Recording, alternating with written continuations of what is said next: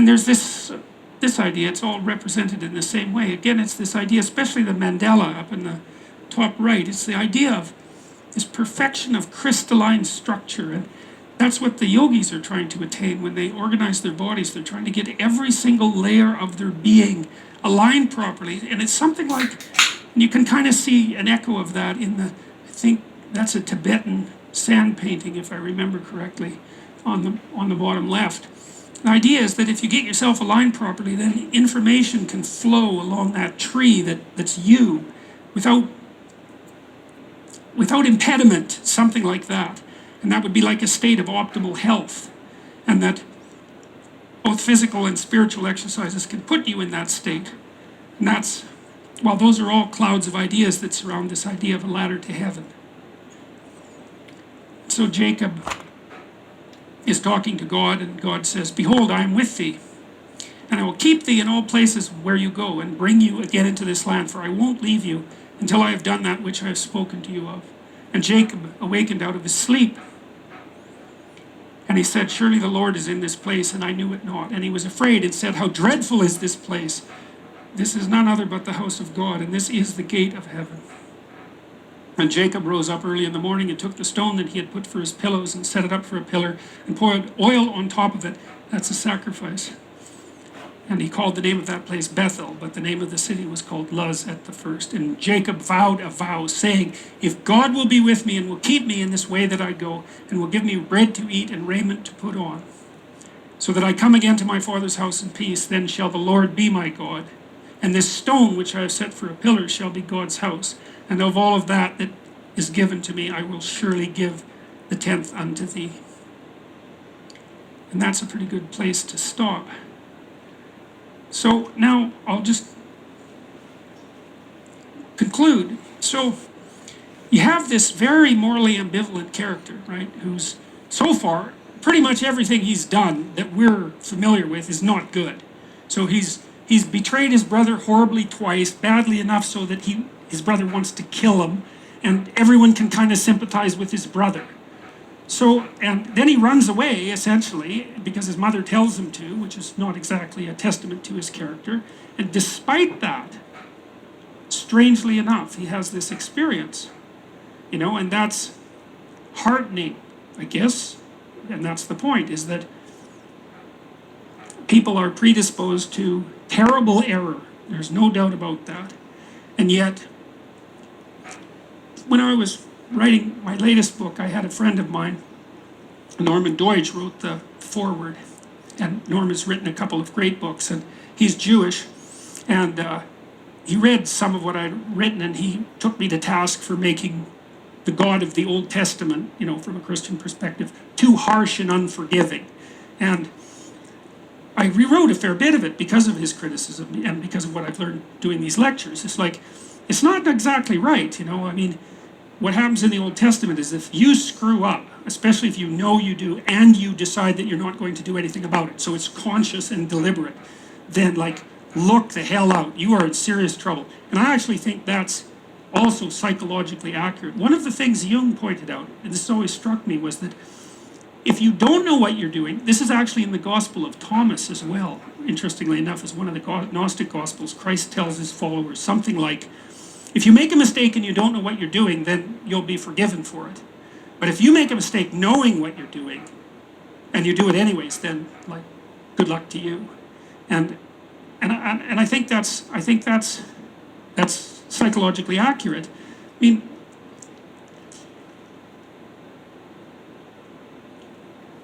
one of the things that's very interesting about the judgmental God in the Old Testament, however, is that he can be bargained with. And even if you make mistakes, especially if you're unconscious of them, if you haven't learned yet, let's say, then you always have the opportunity to return to. And people get cynical about that because there's, this mostly Christian idea that you could live a terribly sinful life, but if you repented on your deathbed, it's like heaven for you. And it's like, well, that sounds like a great deal, right? It's like, you can do whatever the hell you want until just before you die. Of course, you might not know when that is, so that's a problem. Then you can just say, well, I'm sorry, and everything's forgiven. But the problem with being cynical about that sort of thing is that it's no trivial matter to repent. because to repent means figure out what you actually did. And the worse things that you did, the more horrible it is to figure it out. It's no joke, right? And there's no genuine repentance without understanding of the depth of your depravity. And so, if you've lived a particularly reprehensible life and you come to understand it, I think that in and of itself could kill you. It's a terrible thing to wake up and see what you've done, if what you've done is truly terrible. So there's no easy out. It's not an easy out. It's just pure cynicism to associate that idea with an easy out. It's not. But there is that positive idea that it's continually represented, is that the individual is the source of moral choice, and the individual is prone to genuine error and temptation in a believable and realistic way, but that doesn't sever the relationship between the individual and the divine and the possibility of further growth. And then I would say, well, thank God for that, because without that, like, who would have a chance, right? Who would have a chance?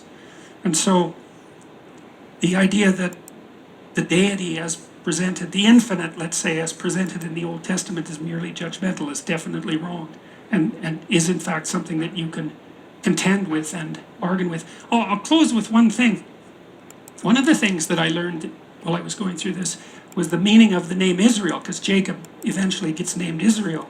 And I'm jumping ahead a little bit to the next lecture, but Israel, and so he's also the father of Israel and the father of the 12 sons who make up the 12 tribes of Israel. But what Israel means is he who struggles with God. And that's such an interesting idea, because it's, again, a psychological idea. And that's why I said earlier that it isn't obvious in the Old Testament what it means to believe in God, because what Jacob does is struggle with God. And I think that that's a really good characterization of an ethical life, because if you're trying to lead an ethical life, that's what you're doing, is you're struggling. Like, blind belief isn't helpful because you don't know what you're believing in. Like, it's just not that helpful. But if you're Yeah, but you do that with all the outer space crap and all the, you know, yeah, the the education does the same thing, really. It's all based on imagination, lies. You got to read between the lines of anything that was written, anything that was ever spoken. You got to read between the lines. It's very unfortunate. It's all about that positive, negative, evil, and good thing.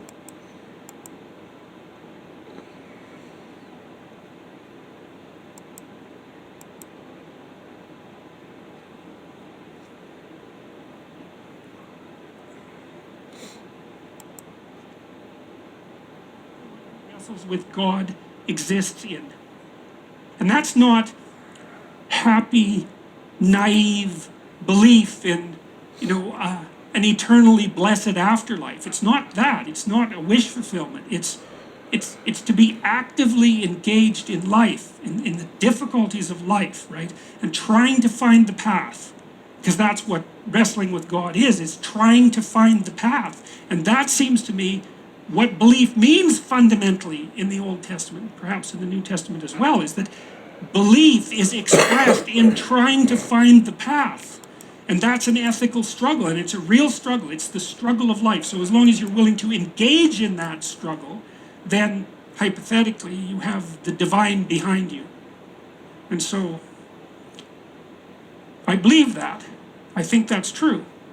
Because the other thing I see is that the people who set things right so that the horrible forces of cosmic destruction don't do us in, the people who are trying to set things right are the ones that are struggling ethically.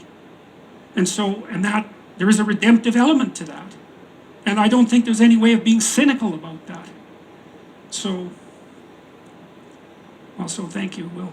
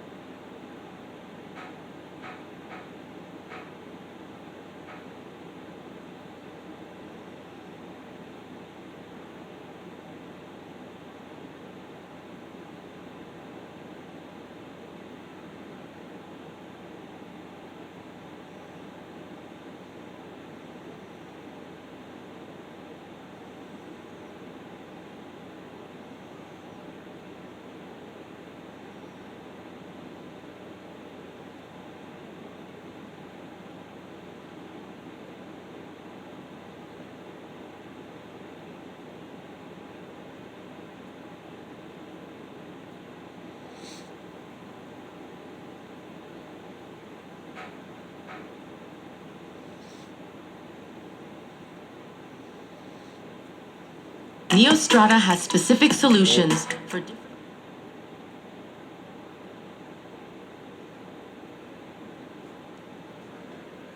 Oopsie doopsie. Let's step one step backwards. The first question might be, why should you even bother improving yourself? And I think the answer to that is something like, so you don't suffer any more stupidly than you have to. And maybe so others don't have to either. It's something like that. You know, like there's a real injunction at the bottom of it. It's not some casual self-help doctrine. It's that if you don't organize yourself properly, you'll pay for it, and in a big way, and so will the people around you. Now, and you could say, well, I don't care about that, but that's actually not true. You actually do care about that, because if you're in pain, you will care about it. And so you do care about it, even if it's just that negative way, you know. It's very rare that you can find someone who's in excruciating pain who would ever say, well, it would be no better if I was out of this. It's sort of pain is one of those things that brings the idea that it would be better if it didn't exist along with it. It's incontrovertible. So you get your act together so that there isn't any more stupid pain around you than necessary. Well, so then the question might be, well, how would you go about getting your act together? And the answer to that, and this is a phenomenological idea too, is something like, look around for something that bothers you and see if you can fix it. You can do this in a room. It's quite fun to do it just when you're sitting in a room, like a room, maybe your bedroom. You can sit there and just sort of meditate on it and think, okay, if I wanted to spend 10 minutes making this room better, what would I have to do? And you have to ask yourself that, right? It's not a command, it's like a genuine question. And things will pop out in the room that you know, you like, there's a stack of papers over there that's kind of bugging you, and you know that maybe a little order there would be a good thing, and you know, you haven't, there's some rubbish behind your computer monitor that you haven't attended to for like 6 months, and the room would be slightly better if it was a little less dusty and the cables weren't all tangled up the same way. And like, if you allow yourself just to consider the expanse in which you exist at that moment, there'll be all sorts of things that'll pop out in it that you could just fix. And you know, I might say, well, if you were coming to see me for psychotherapy, this easiest thing for us to do first would just be to get you to organize your room. You think, well, is that psychotherapy? And the answer is, well, it depends on how you conceive the limits of your being. And I would say, start where you can start. You know, if something announces itself to you, which is a strange way of thinking about it, as in need of repair, that you could repair, then hey, fix it. You fix 100 things like that, your life will be a lot different. Now, I often tell people too, fix the things you repeat every day, because people tend to think of those as trivial, right? You get up, you brush your teeth, you have your breakfast, you know, you have your routines that you go through every day. Well, those probably constitute 50% of your life. And people think, well, they're mundane, I don't need to pay attention to them. It's like, no, that's exactly wrong. The things you do every day, those are the most important things you do. Hands down. All you have to do is do the arithmetic. You figure it out right away. So 100 adjustments to your broader domain of being, and there's a lot less rubbish around, and a lot fewer traps for you to step into. And so that's in keeping with Jung's idea about erasing once you've got your mind and your emotions together, and once you're acting that out, then you can extend what you're willing to consider yourself and start fixing up the things that are part of your broader extent. Now, sometimes you don't know how to do that. So you might say, imagine you're walking down Bloor Street and there's this guy who's like alcoholic and schizophrenic and has been on the streets for 10 years. He sort of stumbled towards you and, you know, incoherently mutters something. That's a problem. And it would be good if you could fix it, but you haven't got a clue about how to fix that. You just walk around that and go find something that you could fix, because if you muck about in that, not only is it unlikely that you'll help that person, it's very likely that you'll get hurt yourself. So, you know, just because while you're experiencing things announce themselves as in need of repair doesn't mean that it's you right then and there that should repair them. You have to have some humility. You know, you don't walk up to a helicopter that isn't working and just start tinkering away with it.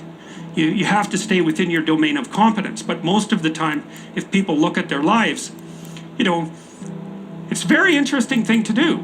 I like the idea of the room, because you can do that at the drop of a hat. You know, you go back to where you live and sit down and think, okay, I'm going to make this place better for half an hour. What should I do? And you have to ask, and things will just pop up like mad. And it's partly because your mind is a very strange thing. As soon as you give it a name, a genuine aim, it'll reconfigure the world in keeping with that aim. That's actually how you see to begin with. And so if you set it a task, especially, you have to be genuine about it, which is why you have to bring your thoughts and emotions together, and then you have to get them in your body so you're acting consistently. You have to be genuine about the aim, but once you aim, the world will reconfigure itself around that aim, which is very strange. And it's technically true.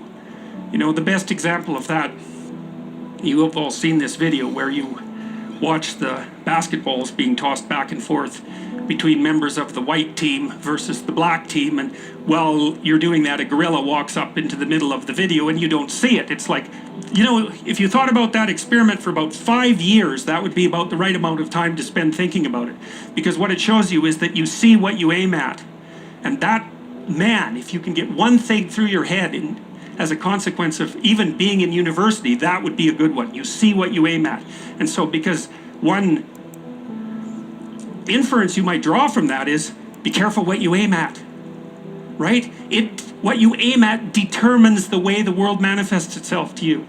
And so if the world is manifesting itself in a very negative way, one thing to ask is, are you aiming at the right thing? Now, you know, I'm not trying to reduce everybody's problems to an improper aim. And determining for yourself, because of your undue suffering, which elements of your pathetic being need to be given up so that you can move forward into that future. And the goal, what is it that you're aiming at with that work and that sacrifice? That's the ultimate question. It's the question I was trying to address in that writing. What is it that you're trying to do? Well, you're trying to improve the future.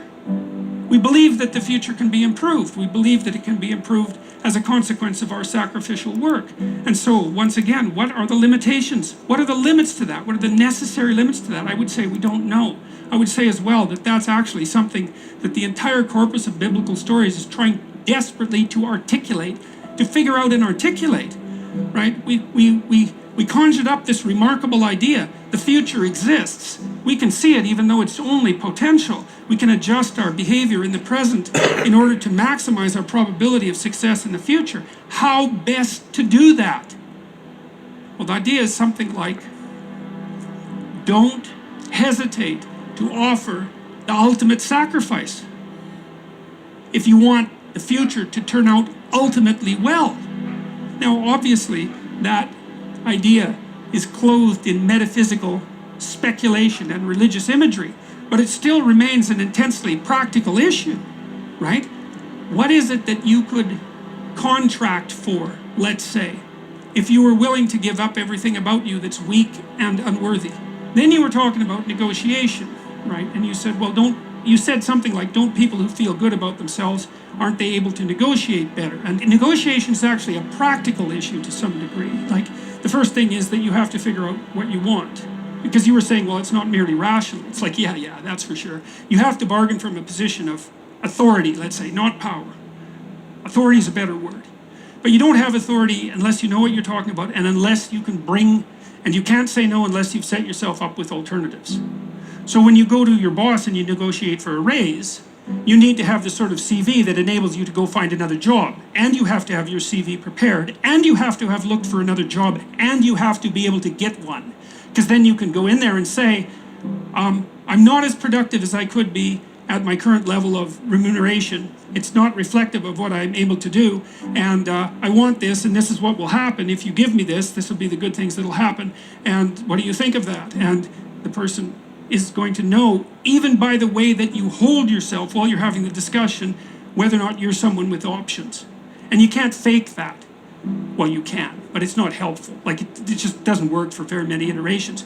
You have to, it's not rational. You're preparing yourself for battle. That's what you're doing. And you can't be weak when you prepare yourself for battle. Because if the person says, no, I'm not giving you a raise, which is exactly what they should say, because what are they going to do? Just like sprinkle the money around? You need to be able to say, okay, then there will be consequences that you don't like. And that's what it means to say no to someone. No means, if you continue to push this, things will happen that you don't like. Now, in that case, it'll be I'll depart and take my talents with me. And if they don't care, well, then you're in the wrong business, or you don't have any talents to begin with, right? Which is, so in order to negotiate properly, you have to put yourself in a position where you can push back as hard as you're going to be pushed on. And that means you have to open up your space of available options, because otherwise the person says no and that's it, you're done. Well, you'll lose then. It's as straightforward as that. Now, with regards to the self-esteem part, is practice on small things, because you build the skills. Forget about the self-esteem. It isn't about being confident or feeling confident or any of that. It's about knowing bloody well how to negotiate.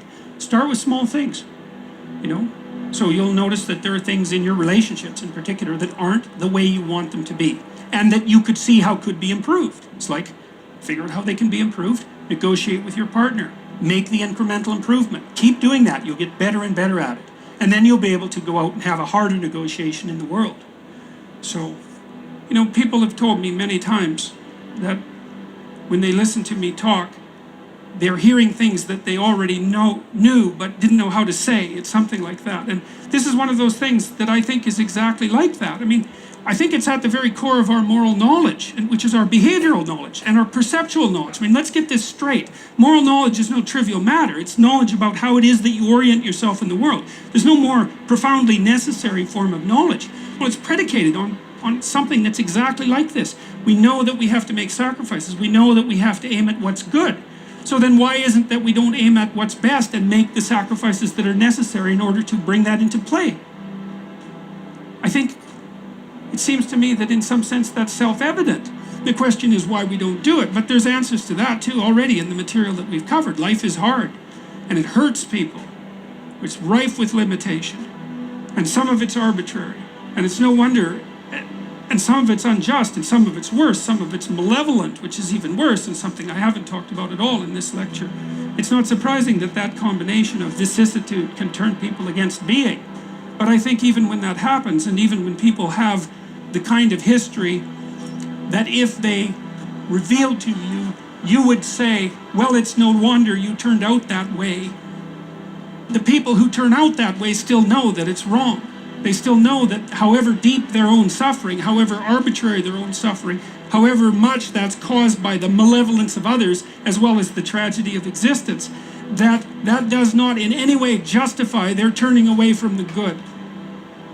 And I believe everyone knows that. To what end should you devote your life? It's a good question. That's the question of the meaning of life. And you know, people need meaning in their lives because their lives are difficult. Maybe you think, no, life isn't that hard. It's like, not only is it that hard, it's even harder than you think. You're going to be tested, that's for sure. And if you have a sustaining meaning, then well, Nietzsche said himself, he who has a why can bear any how. Why would you look in the darkest places? Because in the darkest places you can find what still shines. If it can shine in the darkest places, then you know it's a real light. And so you look at things you don't want to look at. You have to look at the things you don't want to look at. Well, why do meaningful things? Well, first of all, what is meaning? But then why do meaningful things? And the answer is, well, because life is suffering and malevolence. It's ineradicable at its core. It's like, that will take you out. Make no mistake about it. You need you need to be armed with virtue in order for that not to turn into hell.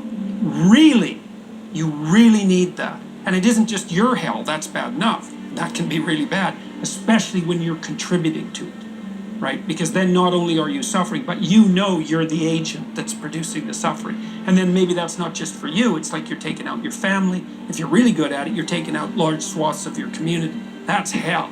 It's like, and that's real. And no one with any sense and any experience has any doubt that that's real.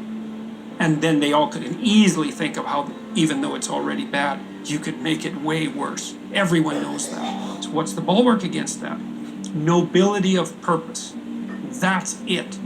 You have that, then you can then you have something to set against the suffering and the malevolence. And it isn't optional. That's not optional. You cannot live without it. Not Meaning without is not degenerating. optional, right? Well, that's why it's such a deep instinct. Right. It's an instinct, meaning. It's the instinct of life. My life is meaningless. It's the spirit has gone out of you. It's like, well, modern people, it's part of this process of criticism. We've criticized the idea of meaning so much that we don't really believe in it anymore. It's like, well, that's fine. You can not believe it, but try living without it and see how far you get with that. You need a reason to get out of bed on a terrible day. Okay, what's that reason going to be? Well, let's think it through. You know people who can get out of bed on a terrible day. Do you admire them? Yes. What are those people like? Are they taking responsibility for themselves? Definitely. Do they have excess capacity so they're taking responsibility for other people? Yeah. Are they doing difficult things? Yes, obviously. The more you respect them, the more you also see that they're doing difficult things and doing them well. So what does that mean? Do some difficult things. Do them well. So pick up your goddamn burden and walk up the hill. So, yep, I get it. And people do get it. And it's not surprising because that is the end. That's the alternative to hell. Except the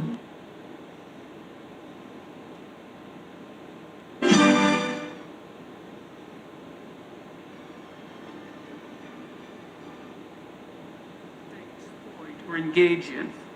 And I think that's worth thinking about too, because one thing that I have become convinced about with regards to human consciousness, which I think is equivalent to the spark of divinity in some sense that our fundamental stories insist has been placed within us, is that human consciousness is that faculty that confronts potential itself. I think there's good neurological evidence for this, by the way, for those of you who are scientifically minded, because we build circuits within us for habitual action that we've practiced many times that seem to run in a very deterministic fashion.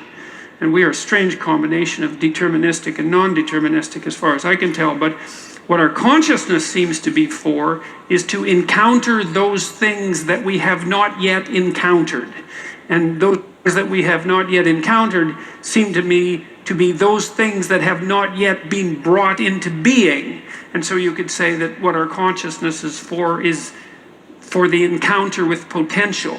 You know, that our consciousness is it's not for the past, it's not even for the present. It's to transform the future into the present. And really that's what our consciousness does. When you wake up in the morning, you have a new day ahead of you, and the day could take you in very many directions. And the weeks and the years, all of that can take you in very many directions. And you have some apprehension about what those directions might be. You have some apprehension about what role your choices might make in transforming that potential into one form of actuality or another. I mean, you certainly know that there are dreadful mistakes that you might be very tempted to make that would produce all manner of hell around you and still be tempted to do it. It seems like it's sitting there right in front of you as a possibility. You also know that, you could haul yourself up out of bed and attend to your duties and do the sorts of things that you're supposed to and set a few things right that day and that week, and that likely things would at least not be worse, and they would probably be better. And I do believe that I don't understand how this can be the case. I don't understand how it is that consciousness can function in that way, because I think to understand that, we would have to understand what it means for the future to be only potential rather than actuality, and who the hell understands that? I mean, no one. And then we'd have to understand how it is that our conscious choices and our conscious ethical choices transform that potentiality into actuality, into reality, into the present and the past. And we certainly act as if we believe that that's what we do. We upbraid ourselves. For example, when we do a bad job of it, we're upset with our children and those we love if we don't believe that they're living up to their potential. We're guilty and ashamed when we make choices that we feel are inappropriate. We understand to some degree that the manner in which time lays itself out has something to do with the ethics of our choice. And again, I would say that's a very deep idea. I think it's the most true idea I know. It's very emphasized, that idea emphasized in ancient religious stories, such as those that are outlined in Genesis, or in Genesis with its strange insistence that, God is that which brings order out of chaos, formless potential, generates the world out of formless potential, and that we're somehow made in that image, which seems to me to be the case. And that the proper way, by the way, to go about acting in that image is to act in relationship to the potential that confronts you with truth and with courage, with careful articulation. That's the logos. And that if you do that, then what you bring forth is good. So anyways, those are all background ideas that are associated with 12 Rules for Life, and they have a bearing on this question that I want to answer tonight. And so I'm going to sit. I have some notes which I don't usually use, but I'm going to use them tonight because I haven't got everything about this particular notion memorized in some sense yet, because I'm still working it out. But that should work out okay. So we'll see what happens.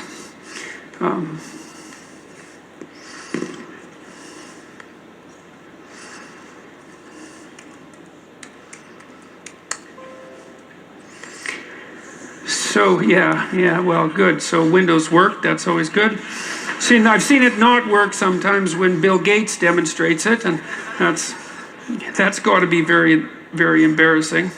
Although I would say, all things considered, he seems to have done quite well. All right, so here's the question that came up last night. And this is a strange question for what's essentially a political show. Near the end, a gentleman on videotape came up and he discussed the topic of human dignity. It's not a topic you hear a lot about. There's a lot of topics that are sort of related to human beings that you don't hear a lot about anymore. You don't hear a lot about nobility. You don't hear a lot about endurance, let's say, stalwartness, courage, dignity. Those aren't values that we discuss much. Responsibility being another one, which is one I'm quite thrilled about, all things considered, because I think it's the pathway to meaning itself. But so his was the topic of human dignity, and he asked us a question: do you believe in God? And then he said, as a Catholic, I don't see any other way that we can have a universe with dignity. And so I'm not so concerned about the second part of his commentary, although I might get to that. But the first part, do you believe in God, is a question that's been leveled at me many times. And there's some other people on the panel, and I'm going to just review what they said briefly, and then I'm going to talk about what I said, and then I'm going to fix what I said, I hope, so that it's better. At least that's the plan. So Terry Butler, who is a labor frontbencher, said, I'm agnostic. People are inherently valuable because they are people. And no, that doesn't work out. It's one of those 1 minute answers, except it's actually only 10 seconds. Because you can make the opposite argument, and people do all the time, like the Club of Rome, for example, which was an organization in Rome, logically enough, formed in the 60s, was very much concerned about the terribly detrimental effect that human beings were having on the planet. And I believe it was one of the Club of Rome members who coined the idea, and if it wasn't, it was someone who was thinking exactly the same way, so it works out either way, that human beings were something approximating a cancer on the planet, because of all the terrible things we were doing ecologically and so forth. That was back when people believed we were going to overpopulate the planet to such a degree by the year 2000 that there would be widespread privation and starvation, which, by the way, if you haven't noticed, there isn't. And if you look at the terrible things that people do, apart from the despoiling of the natural environment, let's say, there's all the malevolence that's associated with human interactions and also human social systems. And it isn't so obvious as a consequence of that you can make a straightforward case that human beings are inherently valuable merely because they're human beings, because you can make an equally logical case from first principles that they're inherently, destructive, or that they should be perhaps limited in their ability to procreate, or that they are a catastrophe for the planet as a whole, or that our entire history is nothing but a sequence of what would you call unrequited malevolence, and that people generally can't be trusted. And so I don't find that answer particularly satisfying. I think it's just self-referential. People are inherently valuable because they are people. It's like, well, you don't really get anywhere with an answer like that. So she's agnostic, but then she has this idea, despite her agnosticism, that you can make the case a priori with nothing buttressing it, that people are somehow inherently valuable. And it seems to me that requires a little more depth and a little more explanation for it to actually be convincing. It's not obvious to me that people themselves think that they're valuable all the time. Often they don't think that at all. They certainly don't think that often when they're depressed. They certainly don't think that when they're suicidal. They don't really think that when they're ashamed or guilty or frustrated or disappointed or angry, or waking up at 3 a.m. and tormenting themselves with their consciences. They don't necessarily think that when they're fighting with their family, or when they're upset at work, or when things go wrong in life. And so it's not so bloody obvious that people are inherently valuable. And then you might also notice that it's kind of easy to think that some people are more valuable than others, sort of like an animal farm, where the animals were all equal, except that some animals were more equal than others. But it's very easy for human beings to think that about other human beings, because no matter where you look in human societies, there are rank orders of value, right? In any hierarchy that we produce that's associated with some ability, we find that some people are so much better at whatever it is that they're doing that it's an absolute miracle, and most people are absolutely dreadful at it. And so, if you were thinking about inherent value as something associated with an approximation of skill or competence, then it wouldn't be obvious from the structure of the world that people were inherently valuable in that manner either, because there's such a rank order difference in our ability to do things. And you might say, well, that kind of averages out across things, but I don't think that's a very strong argument either. So it's bloody well not obvious, I'll tell you. It's not obvious where this idea that people are inherently valuable came from. That's a tough one. And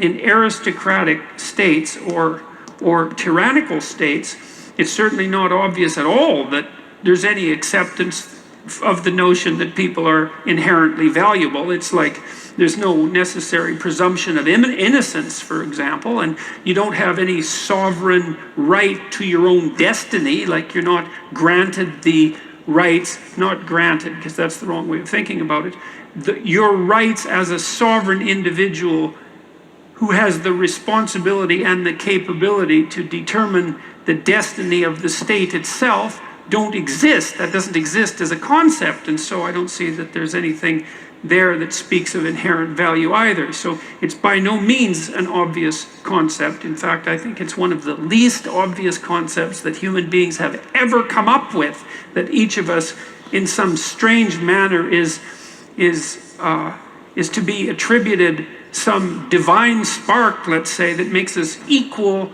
in some fundamental way before God, before the reality of the universe itself, even in relationship to our own laws.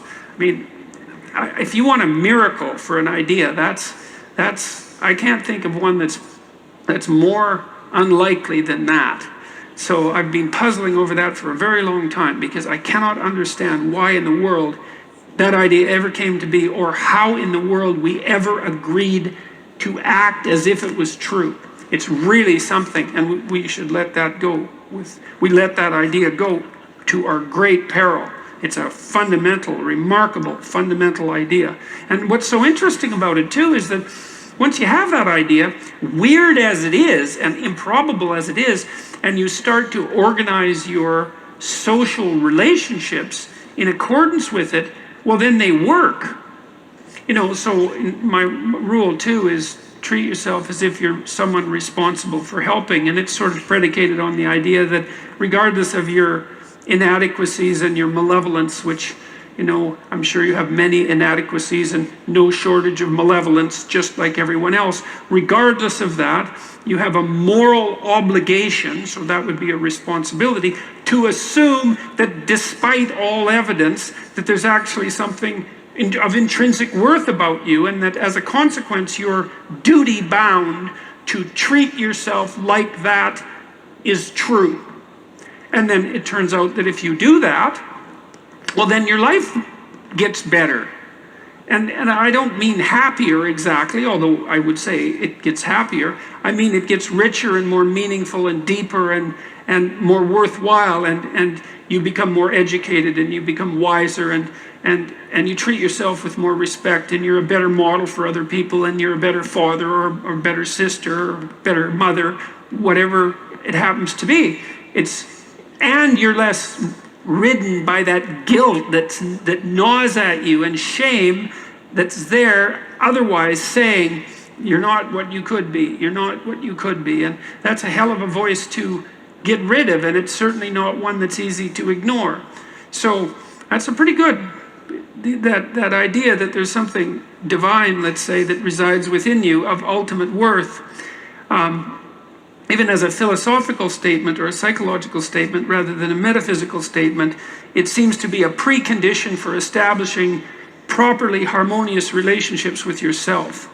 And that's worth thinking about a lot, that you have, because you could think that in some sense you just own yourself, because people do kind of make that claim, especially when they're trying to justify, for example, their right to suicide, that, it's your life, it's your body, you're yours to do what you will with. And if that was true, well, then it would seem to me that life would be a lot more straightforward, because you would just tell yourself things that you would instantly obey and believe. So first of all, you'd tell yourself all the things that you were going to do, and then you just run off and do them, which you don't, obviously, because it's much more difficult than that. And then you'd also say, well, enough of the guilt and the shame and the negative emotion and the disillusionment and the vengefulness and all those things that make life hard, especially the self-recrimination. It's like, what the hell do we need that for? And if we're our masters of our own destiny and owners of our own fate, then why can't we just command to ourselves that